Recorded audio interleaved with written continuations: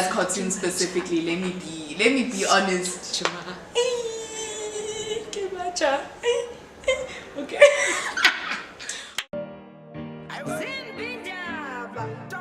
Sanbonani guys, welcome to another episode of Root to Roots. Hi everyone. Oh,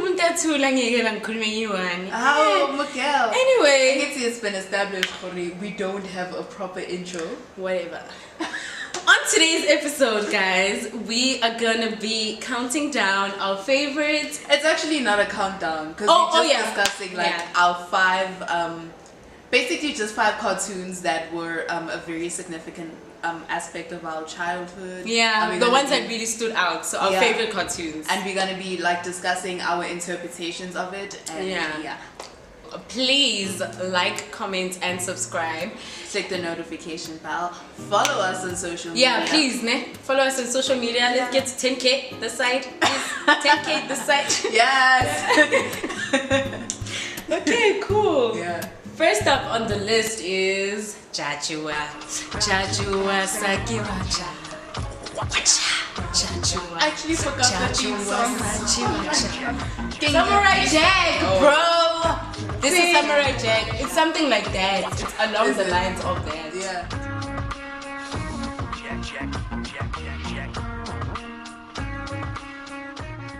With that cartoon specifically, let me be honest.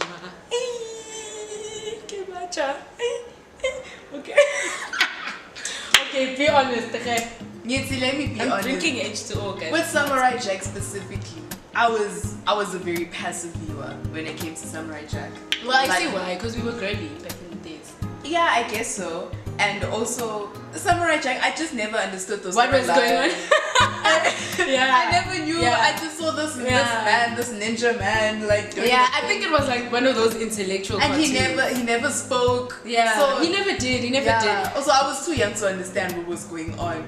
But also the Samurai Jack is actually the dad on Powerpuff Girls. Yeah. We didn't know know that. Yeah. So he was living a double life, right? Samurai Jack, I'm a Powerpuff Girls professor. I guess it's the same illustrator, isn't it? I guess so. Maybe it is. Yeah, but with Samurai Jack, okay, the reason why, I also feel the same way. When I was younger, I didn't really get it. I started really liking it, like, as I get older. Yeah. Because I understand more and more what the fuck this cartoon was about. It's For me, I still don't understand it because I haven't watched it like as an older but let me explain what it is. I think for me it's like I get it now. Like I don't have to watch it to get it. I understand what was happening. I don't even remember the storyline. Okay. That's why I get lost. This is my interpretation. I get it. Samurai Jack was like a lone samurai. He was alone and he went on his missions and he was constantly fighting against Aku. I actually think in my older years that Aku is himself. Aku is the dark side of himself, and the reason why he can never kill Aku is because he is a part of himself.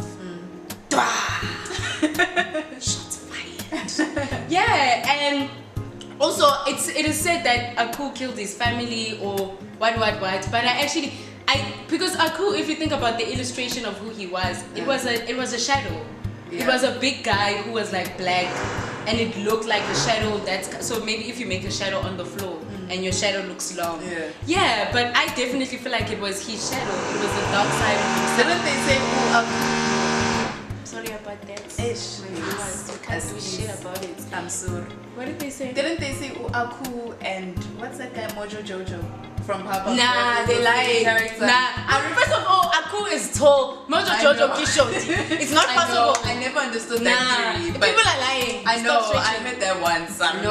But also, Samurai Jack was an incredibly spiritual cartoon. Yeah. It was a lot about spirituality. That's why I also didn't understand it. Because, I know. Like as a little 4-5-year-old, like how do you understand spirituality? Like I get it now. Yeah. And I like it. I think it's a classic. One episode that stands out for me was an episode where he got new sandals. In the whole episode he was trying to find sandals. Like I think he lost his sandals and then he was looking for them. Then he had like sandals with like water and there was like fish roaming around. Like some were like cool, long. Actually. Yeah. That was like my favorite episode of Samurai Jack, guys. Next up on the list we have The Grim Adventures. The Grim Adventures of Billy and Mandy. I actually don't remember the song. I don't remember the theme song, but I definitely remember the cartoon. I really liked it. I really enjoyed it. I really liked it. As a child, I was like... I really enjoyed it. I loved Billy and Mandy, and I loved Ghana, who was the caretaker. What was his name? What was his name? He was like a Wasn't ghost. it the Reaper or something? Yeah, he was like the Grim Reaper. Grim. It was Grim. Wasn't he Grim? I really like that cartoon, guys. I actually have an interesting interpretation. Okay. What's yours? Okay, my interpretation. Okay, start. Nah, the thing is, I know what you're gonna say. No. And I agree with your interpretation. What is my interpretation? So, my interpretation of the Grim Adventures of Billy and Mandy is that Billy and Mandy were actually orphans, and Grim was in the imagination. He didn't actually exist, but he was someone that they imagined to be the person who takes care of them. Yes. And the reason why Mandy hated Bill so much was because she was resentful towards the fact that they were orphans, and she was taking out all her anger on Bill, and she hated him so much. I mean, I know he used to do some dumb things, but like she really did not like him at all. But it was so mean. It was like hate love. She was mean. So that's my interpretation of the Grim Adventures of Billy and Mandy. Okay, my interpretation is that Grim, the skeleton guy. My interpretation is that he actually died and he's in purgatory.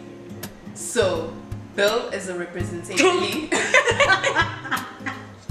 Billy is a representation of like heaven because he is like innocent. Oh, he's always like happy. Naive, he's always happy. Oh my god! And then Mandy, on the other hand, is like a representation of like hell.